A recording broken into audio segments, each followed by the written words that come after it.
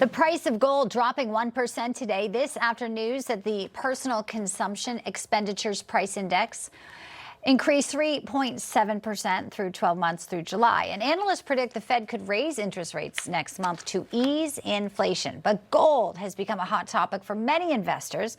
They're seeking a bit of a sanctuary from the volatile stock and bond market, especially since the dollar is down. August gold prices are surging. They're up 15% overall. But now with gold becoming more popular, some are warning the United States must address a major issue. That is illicit or illegal gold. Gold that is mined, processed, traded, or used in violation of our national and international laws. And my next guest is warning that if this is left unchecked, it could cause severe financial, security, and environmental, even health issues across the entire globe. I'm pleased to bring in right now foreign policy expert Carla Sands. She's also a former U.S. ambassador to the Kingdom of Denmark, a former advisor to President Trump's Economic Advisory Council. Great to see you, Ambassador. Thanks for having me, Bianca. We talk a lot about gold when it comes to investing. I don't think a lot of people have looked at this angle. Talk to us about why it's such an attractive instrument for the criminals. Yeah, it's shocking, but there are Colombian gangs now, these cartels that have switched from dealing cocaine to actually trafficking in illicit gold because it just yields more. Gold is up 150% in just 5 years. So if you think about what's happening with gold and the price of gold, there's incentives. And I didn't know this years ago, but this artisanal and small gold mining is actually 20% of the world gold supply.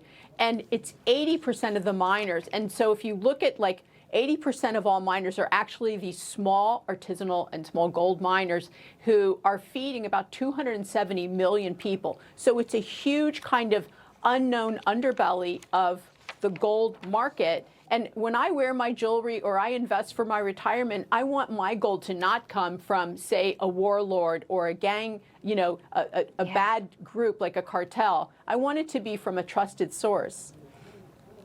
Absolutely. And, you know, if they're in on it, there's money to be made criminally. And, you know, it's also surprising that, you know, we don't really have laws on the books that regulate it at all. We know there's some movement towards this, Ambassador. There's the U.S. Legal Gold and Mining Partnership Act. This is John Cornyn and Tim Kaine. Is this going to solve the issue? You know, I think it's a step in the right direction. The World Gold Council is also talking to the Trump administration, but this is a bipartisan issue. And the fact is, it is solvable because if there is processing near the mines, which they're working on that right now, and then technology, which we have to test the gold so we know the source, so we know what mine the gold comes from, and then that we have trusted buyers like central banks, for instance, or jewelers that we know are purchasing. So having trusted gold is, I think, the key. It's kind of like if you remember back in the day, we'd talk about blood diamonds and how diamonds were funding terrorism. So you wanted to know you were getting a trusted diamond. To me, it feels kind of the same way. And if you look at what Secretary Scott Bessent has just rolled out, where he is pressing on Iran to end their sort of the war that Iran is waging against the United States, you know, death to America. One of those key 5 pillars was gold, that Iran was using gold to fund their terror. And so this is another way to help bring gold into the trusted areas so we know the source of our gold and we can trust that it's not funding Iranian terror or, say, cartels in Colombia.